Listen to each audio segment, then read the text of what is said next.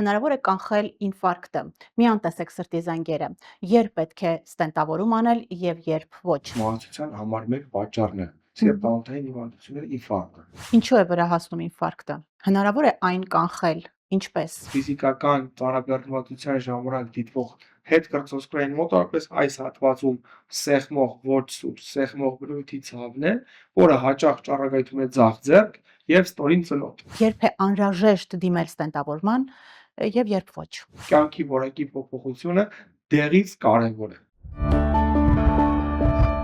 Դուք դիտում եք Միֆեր առողջության մասին հաղորդումը, բարև ձեզ։ Այսօր խոսելու ենք մի թեմայի մասին, որը սկսվում է աննկատ, բայց կարող է ավարտվել կյանքին վտանգավոր իրավիճակով։ Հնարավոր է կանխել ինֆարկտը։ Մի անտեսեք սրտի զանգերը։ Երբ պետք է ստենտավորում անել եւ երբ ոչ։ Մեզ կասի սրտաբան Խաչիկ Համբարձումյանը, բարև ձեզ, պարոն Համբարձումյան։ Շնորհակալ եմ հրավերն ընդունելու համար։ Շնորհակալ։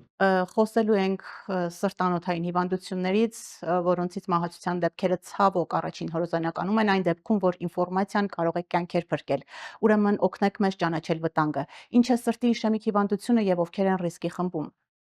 Շատ լավ, շատ ճիշտ նկատառում էր, որ ինֆորմացիայի պակաս կարծես թե չկա, բայց նաև դրական տենդենց չկա մահացության նվազման առումով եւ տասնյակ տարիներ է արդեն մենք խոսում ենք, որ աշխարհում եւ որին բացառություն չի Հայաստանը, նաև մահացության համար մեկ պատճառն է սիրտանոթային հիվանդությունները ինֆարկտը։ Սրտի իշեմիկ հիվանդությունը այլ խոսքով սրտամկանի քաղցի հիվանդություն, դա սիրտը սնող պսակաձև զարկերակների հիմնականում աթերոսկլերոզով պայմանավորված հիվանդություն է։ Ժողովրդին ավելի հասանելի ասեմ, խոլեստերինի փոխանակության խանգարման հետևանքով ձևավորվում են աթերոսկլերոտիկ վահանիկներ, որոնք անօգնությունից լերսից սկսում են խցանել։ Տարբեր տոկոսային սկսում են աճել եւ հասնում են մի պահ, երբ դիցոք 95% արդեն խցանված է լուսանցքը, բայց դա միայն մեխանիկական խցանում չի, դա բերում է արյան ոսկի փոփոխությունների եւ տուրբուլենտության, այսինքն պտտական մրրկային հոսքեր, որոնք բերում են թրոմբի գումարման։ Եվ 95% պայմանական ասմստեղացմանը գումարվում է մեկ փոքրիկ թրոմբ, 100%-ով խցանում է անոթը եւ դա արդեն կոչվում է ինֆարկտ, որը մահացու հիվանդություն է։ Ովքեր են ռիսկի խմբում։ Տեսեք, ռիսկի գործոնները տարբեր են։ Այսինքն սրտամկանի ինֆարկտի կամ սրտի իշեմիկ հիվանդության ռիսկի գործոնները լինում են փոփոխվող եւ չփոփոխվող գործոններ։ Մասնավորապես գենետիկան մեծ նշանակություն ունի։ Հին ազգերի մոտ մեր հրեաների, հույների սրտի իշեմիկ հիվանդությունը շատ ավելին է ինֆարկտները, քան մյուսների։ Հաջորդը դա տղամարդ սեռն է։ Ճիշտ է, 65 տարեկանի մոտ գրեթե հավասարում են ինֆարկտի դեպքերը, բայց մինչև այդ տարիքը տղամարդկանց մոտ ավելի ռիսկային է եւ ավելի հավանական է սրտային հիվանդացության իհայտ գալը եւ տարիքը միանշանակ։ Տարիքին զուգահեռ հավանականությունը, որ մարդ կունենա սրտային պատահար, մեծանում է։ Այսինքն սրանք բոլոր ռիսկի իսկ այն ռիսկի գործոնները, որոնք բերում են ինֆարկտների առաջացման, որոնք հնարավոր է փոփոխել կամ կանխել, դրանք են ծխելը։ Ծխողները մի քանի անգամ ավելի հավանականություն ունեն ինֆարկտ անելու։ Ինչու։ Պատկերավոր ասեք։ Այո, որովհետեւ տեսեք, ծխելու ժամանակ մենք տարբեր թույներ ենք ներշնչում, որոնք փոխանակության ենթարկվելով օրգանիզմում հասնում են արյանում եւ վնասում են ներքին շերտը, ինզիմա է կոչվում։ Դա ոչ մեկուսի սրտի անոթն, այլ ոտքերի զարկերակները, գլուխ գնացող անոթների զարկերակները բոլորը ախտահարում է ինզիմա, ներքին շերտը խոցոտվում է, որն էլ բերում է հավանականության թրոմբի կամ աթերոսկլերոզի առաջացման։ Դա ծխելու առումով, բայց շաքարային դիաբետը նույնպես։ Շաքարային դիաբետ ունեցողների ամենահավանական մահվան պատճառ հանդիսացող խնդիրը սրտամկանի ինֆարկտն է։ Բայց դեռ մի փոքր ներբություն կա, ես ուզում եմ հուշեմ մեր լսարանին, այո, որ շաքարային դիաբետով, հատկապես եթե դա 7 տարուց եւ ավել է պացիենտի մոտ, բուժառուի մոտ առկա, բերում է ցավային ընկալիչների վնասման։ Եվ ցավոք սրտի մարդ հնարավոր է ինֆարկտ է տանում, բայց նա այդպես էլ չի զգում ցավը։ Դա այլ խոսքով մենք նաև անվանում ենք համր իշեմիա, այսինքն համր է, չի դրսևորվում որևէ կերպ, բայց իշեմիան, այսինքն սնուցման խանգարումը, սրտամկանի քաղցի շարունակվում է, բայց նրանք ավելի շատ։ Այո, այսինքն սրտի ցավ կարող է չլինել, լուր ընթանա գործընթացը եւ ինֆարկտի։ Դրա համարժեք մենք համարում ենք հեվոցը, այսինքն ցավի էկվիվալենտ կամ համարժեք դրսևորում դիաբետ ունեցող բուժառուների մոտ դա հեվոցն է։ Այսինքն, եթե մարդու ասում ենք աստիճաններ բարձրանալուց կամ ֆիզիկական աշխատանք կատարելուց, եթե ունենք հետկրծոսկրային ցավ, դա հավանական է սրտի իշեմիկ հիվանդություն, բայց նույն բանը դիաբետ ունեցողին ասում ենք, եթե ֆիզլարուից ունենում եք հեվոց, աստիճան բարձրացություն ունենում եք հեվոց եւ ծանրություն, այդ դա է ձեր դրսևորումը, համահավասար ցավ եւ հեվոցը նույն բանի մասին կարող են խոսել։ Շատ լավ։ Ինչու է վրա հասնում ինֆարկտը։ Հնարավոր է այն կանխել, ինչպես։ Գիտեք, ես ցավով եմ ասում, բայց այս գիտության ձեռքբերումների պարագայում եւ ուժօգնության այսքան հասանելի լինելու պարագայում ինֆարկտից մահանալը կամ ինֆարկտ տանելը դա խոսում է մի բանի մասին, որ մարդիկ կամ լուրջ չեն վերաբերվում այն գանգատներին, որը պետք է ուշադրություն դարձնել, կամ որը որ ավելի քիչ է հավանական, ճիշտ տեղեր չեն դիմում օգնություն ստանալու համար։ Եվ տեսեք, ես անդրադառնամ սկզբին, լուրջ չվերաբերվելը։ Իմ պրակտիկ գործունեության մեջ ես շատ են հանդիպել մարդկանց, որոնք ակնհայտ 1 տարի, գուցե 1 տարի եւ ավել կամ ամիսներ ունեն ահազանգ, խոսքի սկզբում ասեցիք, որոնք էլ լուռ նշանները որ հուշում ունեն, բայց նրանք չեն կարողանում, կապում են ստամոքսի հետ, կապում են մրսածության հետ, կապում են մկանային ցավի հետ, բայց ոչ երբեք սրտամկանի հետ։ Ուրեմն ասենք, որոնք են այդ նշանները, դոկտոր։ Արդեն խոսքումս նշեցի, որ դա ֆիզիկական ծանրաբեռնվածության ժամանակ դիտվող հետկրծոսկրային մոտավորապես այս հատվածում սեղմող ոչ սուր, սեղմող բնույթի ցավն է, որը հաճախ ճառագայթում է ձախ ձեռք եւ ստորին ծնոտ։ Դա եւ եթե դա արդեն տևեց 20 րոպե եւ ավել, արդեն պետք է անհանգստանալ, ուրեմն ստենոկարդիան, այսինքն այդ ախտանիշը վերածվում է ինֆարկտի։ Պետք է անհապաղ անհանգստանալ, բայց սկզբնական փուլերում դա կարճատև է լինում 1 րոպե տևողության, 2 րոպե տևողության եւ այստեղ շատ կարևոր է ուզում եմ ասել, որ մարդիկ պետք է նկատեն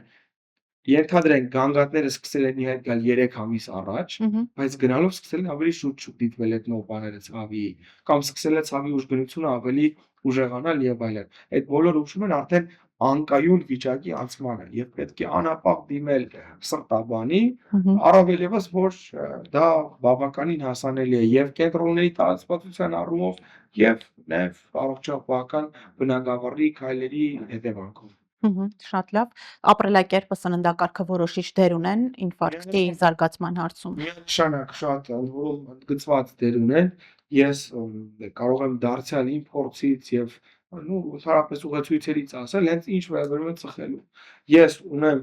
բուժառուներ, ես 10 տարի եւ ավել զբաղվում եմ սրտի իշեմիկ հիվանդության բուժումով, ստենտավորումներով եւ այլն։ Պետք է ասեմ, որ տարբեր տարիների ընթացքում նույն բուժառուն տարբեր էտապներում ինձ հանդիպած կլինի, երբ որ չեն դադարեցրել իրանց անառողջ կյանքը, ուտել, յուղոտ սնունդ, ճարպոտ սնունդ, մարմնի ավելորդ քաշ շարունակել են ծխել եւ այլն, հաճախ կարիք է եղել դիմել իմ օգնությանը ստենտավորման նպատակով։ Բայց երբ հանկարծ դադարեցրել են այդ բոլորը, ես տեսել եմ, որ 3-4 տարի ոչ մի խնդիր, ոչ մի անհանգստություն չկա։ Հետեւաբար միանշանակ կյանքի որակի փոփոխությունը դեղից կարևոր է։ Կյանքի որակի փոփոխությունը կարող եմ համարձակ ասել, ստենտավորումից կարևոր է։ Ինչու համար, որովհետև մենք մի этап ենք ստենտավորում, բայց մի ամբողջ կյանք մարդ պետք է զբաղվի իր առողջությունով, որպեսզի կրկին չհանդիպի վիրահատական սեղանին իր բժշկի։ Իսկ ալկոհոլը, ալկոհոլի մասին չխոսեցիք, դոկտոր։ Ալկոհոլը մեր ուղեցույցերում որպես բացառելիք գործոն չենք նշում սրտի իշեմիկ հիվանդություն, ասում ենք ծխախոտի բացառում, սակայն ալկոհոլը չչարաշահել։ Բայց պետք է ասեմ, որ ալկոհոլը որպես սրտաբան եմ սա արդեն ասում, ոչ թե որպես ինվազիվ սրտաբան վիրաբույժ, արիթմոգեն էֆեկտներ ունի, այսինքն կարող է առաջացնել տարբեր տիպի արիթմիաներ, շողացող արիթմիա, էքստրասիստոլիկ արիթմիա եւ չարաշահումն կարող է բերել սրտամկանի թուլացման, այսինքն կբերի սրտային անբավարարության առաջացման։ Հակիրճ ասեմ, ալկոհոլից մարդ ինֆարկտ չի տանի, բայց ալկոհոլն իր վնասական հետևանքներով այլ սրտային հիվանդություններ կարող է գլուխ բարձրացնել, հետևաբար պետք է ալկոհոլը խիստ սահմանափակել։ Շատ լավ, ո՞րն է այն սնունդը, որ սիրում է մեր սիրտը։ Ո՞րն է օգտակար սրտին։ Միանշանակ դա բուսական սնունդն է, բանջարեղեններ, մրգեր, ընդ որում գրեթե սահմանափակում չկա, ինչ բանջարեղեն չէ, կանաչեղենը բազմազան տարատեսակ, մրգերը նույնպես չկա սահմանափակումներ, այսինքն բուսական սնունդը մեր ռացիոնում պետք է մի քանի անգամ գերակշռի կենդանական սնունդին, յուղ, ճարպ, մսեր եւ այլն եւ այլն։ Իսկ օմեգա 3-ով հարուստ մթերքները ճիշտ է, որ իջեցնում են արյան մեջ վատ խոլեստերինի մակարդակը։ Գիտեք, խոսքը տրիգլիցերիդների մասին է, այո, մենք երբեմն նույնիսկ որպես հավելյալ դեղորայք ենք դա նշանակում, որ կարիք կա տրիգլիցերիդները իջեցնելու, իսկ եթե մարդը ցանկություն ունի սնունդով հենց ի սկզբանե կանխել, միանշանակ ողջունել է դա, իհարկե, ձկնեղենի մասին է խոսքը, հատկապես միանշանակ շատ ցանկալի է դա։ Այնտեղ են նաև նուշը, մեր հայկական ընկույզը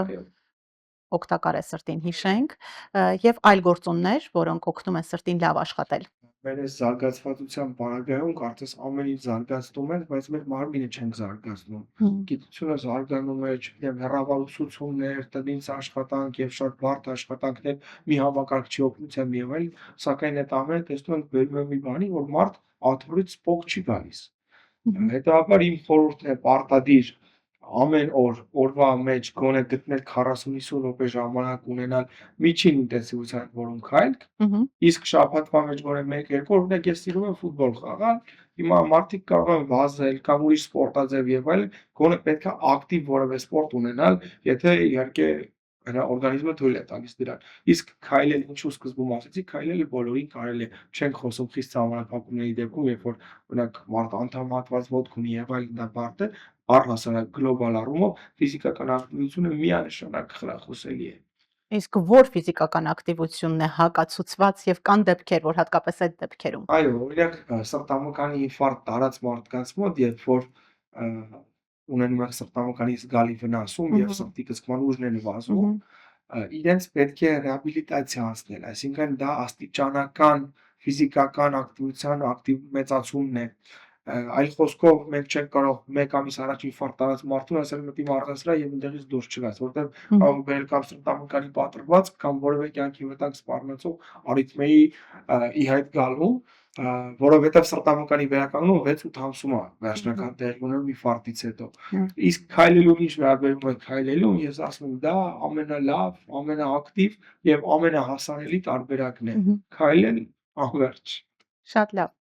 Դոկտոր, որոնք են ինֆարկտի առաջին նշանները։ Ուշադրությունը կարող է կյանքեր փրկել։ Ինչ պետք է անել, եթե հաջորդականությամբ նշենք։ Նախ ասեմ, երբ որ ցավը ընդ որում կարող ինֆարկտի ցավը կարող է լինել ինչպես հանկարծակի ճակերտավոր անմեղ պարագայում նստած սեղանի շուրջ եւ այլն, այնպես էլ որևէ ֆիզիկական պրովոկացնող գործոնից կամ էմոցիոնալ լարումից։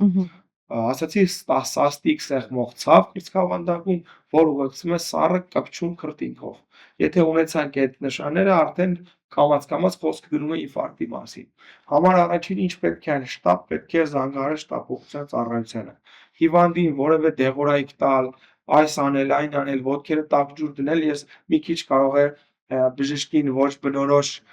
շեշտադրում եմ անում, բայց մեր հանրության մեջ դա լայնորեն տարածված է, նման բաներ պետք չէ անել։ Հիվանդին պետք է տալ անշարժ դիրք, պարտադիր անշարժ դիրք, որևէ ակտիվություն չկա, պարկած անշարժ դիրք են տալիս, շտապ զանգահարում են շտապ օգնություն եւ եթե հնարավորություն կա կատարել զարգերակային ճնշման չափում եւ առաջի օգնության դեղորայք, եթե իհարկե բարձր է ճնշումը։ Մնացածը ես ասում եմ հասանելի է շտապ օգնությունը 15-17 րոպեում կհասնի մեքենան, մնացածը բժիշկը արդեն տեղում կանի։ Դա շատ կարևոր եւ նորից եմ կրկնում, հաճախ ընտանիքի անդամներն են նման մտայնություն բերում, ես ասում եմ ինքը չէր լսում, օրինակ կինը նեղվում է, որ ամուսնուն է հորդորել բան, իմ խորհուրդն է մեր լսարանին նման պարագաներում պետք չի ներողություն արտահայտության չակերտավոր հերոսանալ կամ նման բան տպավորություն գործել։ Եթե կա գանգատ անապահ բժշկի դա կյանքերը փրկում եւ խնայում միանշանակ։ Ուրեմն առաջին հերթին ճանաչել սրտի զանգերը եւ արագ գործել։ Այո։ Շնորհակալություն։ Ստենտավորման մասին խոսենք, ինչ է այն իրենից ներկայացնում, երբ է անհրաժեշտ դիմել ստենտավորման եւ երբ ոչ։ Գիտեք, ստենտավորումը ես չեմ սխալված չեմ լինի, որ մեջ բերեմ գիտնականով հայտնաբերեց կորոնարոգրաֆիայի մեթոդը, այսինքն նախապես ախտորոշումը գնահատել անոթների վիճակը, նա Նոբելյան մրցանակի արժանացել, որովհետև տեսեք ինչ աշխատանք է կատարվում, 100 հազարավորները, միլիոնավորները փրկվում են մեկ փոքրիկ գործիքի միջոցով։ Նախ ստենտավորումը դա անոթի լուսանցքի մեխանիկական բացումն է, ես խոսեցի 100% խցանման մասին, հատուկ ուղելարով անցնել, տրոմբը մաքրել եւ մեխանիկական բացել անոթի լուսանցքը, այլ խոսքով արյան հոսքը վերականգնել։ Սրտամկանի ինֆարկտը 98% դեպքերում պատճառը աթերոթրոմբոզն է, մասած աթերոսկլերոզ, որի վրա տրոմբ եւ դրանք ավարտվում են գրեթե միշտ ստենտավորումով, եւ որտեղ կարիք կա փակված անոթը միանշանակ բացել։ Իսկ որ դեպքերում սա խոսեցինք սուր դեպքերի մասին, բայց գոյություն է պլանային ստենտավորումներ, այսինքն արդեն ոչ թե ինֆարկտի փուլում ենք մենք հիվանդին հայտնաբերել, այլ գանգատների սկզբնական փուլում, եւ որ ասեցի 2-3 տեմողության կարճատև ցավ։ Երբ կորոնարոգրաֆիան կատարվում է, ես ասեմ, դա ժողովուրդը զոնդավորում է ասում։ Զոնդավորումը ստենտավորումը չէ, մասնիկ հաճախ դա շփոթում են։ Կորոնարոգրաֆիա եթե հայտնաբերեց 70% եւ ավել խցանված լուսանց, դա արդեն խոսք է գնում պլանային ստենտավորման մասին։ Այսինքն նախապես անոթը լուսանց կբացել, որպեսզի կանխվի տրոմբի գոյացումը եւ ինֆարկտի առաջացումը, դա կանխարգելիչ պրոֆիլակտիկ ստենտավորում։ Սակայն գոյություն 50-ից 70% դա մոխրագույն գոտի ենք անվանում, երբ միայն կորոնարոգրաֆիայով որոշել դա ստենտավորել պետք է թե ոչ սխալ է։ Ահա այստեղ օգնության են գալիս ֆունկցիոնալ տեստերը, ստրես տեստերը եւ OCT ներսից լուսանցքը գնահատելը, ոչ միայն կորոնարոգրաֆիայի ժամանակ։ Եվ իհարկե մինչև 50% նեղացումից հաճախ են հարցնում, շատ տեղին են ձեր հարցը, նրանք ուշադրության արժանի չեն ստենտավորման նպատակով, այլ կյանքի որակի փոփոխություն եւ ըստ անհրաժեշտության նաեւ դեղորայքի օգտագործումը կարող է մինչև կյանքի վերջը 50%-ը 52 այլ ու երբեք էլ կարիք չի լինի ստենտավորում։ Ստենտավորումը խնդրի վերջնական բուժում է։ Ոչ, մենք ստենտավորումով բուժառուին վտանգավոր հիվանդից դարձնում ենք անվտանգ հիվանդ։ Այլ խոսքով հեռացնում ենք ինֆարկտի պահը եւ հետագան արդեն ամբողջը կախված է օրգանիզմից եւ բուժառուի հետեւողական լինելուց։ Պարբերաբար այցելել սրտաբանի, ընդունել դեղորայք, կյանքի որակը ապես փոփոխել, որպեսզի այն ինչ որ արել ենք նախկինում ապրելով անառողջ սնունդ, ծխելով եւ այլն բերել է խնդրի, հիմա մենք լիարժեք ստենտավորությունով այդ ամեն ինչը փոխենք, որովհետեւ արդեն օրգանիզմը ընտելանա նոր, արդեն ավելի առողջ պայմաններին։ Իհարկե ստենտավորումը տվյալ պահին է շանս տալի հիվանդին հետագայում արդեն ավելի երկար ապրելու, որովհետեւ ստենտավորումը պահին, ասեցի, լուծում է մահացության հարցը, բայց հետագան կախված է իհարկե հիվանդի հետևողական վերաբերմունքից։ Շատ լավ, անդրադառնանք տարածված միֆերին, պարզենք իրականությունը, ամբողջացնենք արդեն մեր զրույցը։ Եթե ցավ չկա, ուրեմն սիրտս առողջ է։ Ոչ, դա միֆ է, հնարավոր է արդեն ասեցինք համր իշեմիա ունենալ։ Սրտի ցավը միշտ ուժեղ է ինֆարկտի ժամանակ։ Ոչ միշտ, բայց հաճախ այո։ Ֆիզիկական ակտիվությունը վտանգավոր է սրտի հիվանդների համար։ Եթե արդեն ունենք ախտորոշված սրտի հիվանդություն, պետք է բժշկի հսկողությամբ, բայց պարտադիր ակտիվության որոշակի չափաբաժին ունենալը։ Նստակյաց կյանքը, որ հաստատ վնասակար է սրտին։ Ստենտավորումը վտանգավոր է։ Գիտեք, ստենտավորումը ռիսկային է։ Ես ամեն օր իմ առօրյա պրակտիկայում զրուցում եմ բուժառուի եւ նրա հարազատների հետ, բացատրելու դրա հավանական ենթադրյալ բարդությունները։ Էտապը վտանգավոր տեխնիկապես բարդություններ կան, որոնք շատ բարդ են, բայց փորձառու բժշկի համար իրագործելի են։ Ստենտավորումը օգնում է կյանքեր փրկել։ Միանշանակ դա այդպես է։ Եթե ստենտ կա, կարելի է ապրել ինչպես ուզես։ Ոչ իհարկե, հենց դրա մասին էր խոսքը բացառվում է։ Պետք է կյանքի ճիշտ հակառակը ապրել, ինչ որ ապրել են մինչև ստենտավորում։ Ստենտավորումը ամբողջական բուժում չէ։ Իհարկե։ Եվ ամփոփենք ինչ անել սրտանոթային խնդիրներ չունենալու, առողջ սիրտ ունենալու համար։ Ասեցի բոլոր վնասակար սովորույթների բացառում։ Չկա 2 հատ ծխել կամ 5 հատիկ ծխել կամ 20 հատիկ ծխել։ Հետազոտությունները ցույց են տվել, որ սրտի իշեմիկ հիվանդությունը ընդունված սիգարետի քանակից կախված չէ։ Դա ուռուցքն է, որ կապ ունի, քանի տուփ ես ծխում, թոքի ուռուցքորն ես թողում, բայց սրտի համար կապ չունի։ Եվ եթե կան ուղեկցող հիվանդություններ, այստեղ էլ մի փոքր անդրադարձ կատարեմ, շաքարային դիաբետ, զարկերակային ճնշում, վահանաձև գեղձի հիվանդություններ պարտադիր պետք է համապատասխան մասնագետների հետ աշխատել, ունենալ շաքարի նորմալ թվեր, զարկերակային ճնշումը 120-128 չգերազանցող եւ այլն։ Այսինքն չանտեսել ուղեկցող հիվանդությունները նույնպես եւ վարել առողջ ապրելակերպ, ֆիզիկական մարմնամարզություն եւ զուգակցված համատեղված առողջ ծննդակարգի հետ։ Շնորհակալություն։ Ձեզ շնորհակալ։ Մենք զրուցում ենք սրտաբան Խաչիկ Համբարձումյանի հետ։ Դուք դիտում եք միֆեր առողջության մասին հաղորդումը։ Պարզեցինք, որ ինֆարկտը կանխելի է, պարզապես պետք է ճանաչել սրտի զանգերը եւ ժամանակին քայլեր ձեռնարկել։ Բաժանորդագրվեք մեր ալիքին առողջության մասին կարևոր ինֆորմացիան բաց չթողնելու համար հետևեք մեզ նաև սոցիալական էջերում։ Շնորհակալություն Յասաման ռեստորանին ընկերական համեղ հանդիպումների ջերմ հիշողությունների լավագույն հավաքատեղին։ Շնորհակալություն նաև Հովակիմյան էսթետիկ կենտրոնին համագործակցության համար։ Կհանդիպենք։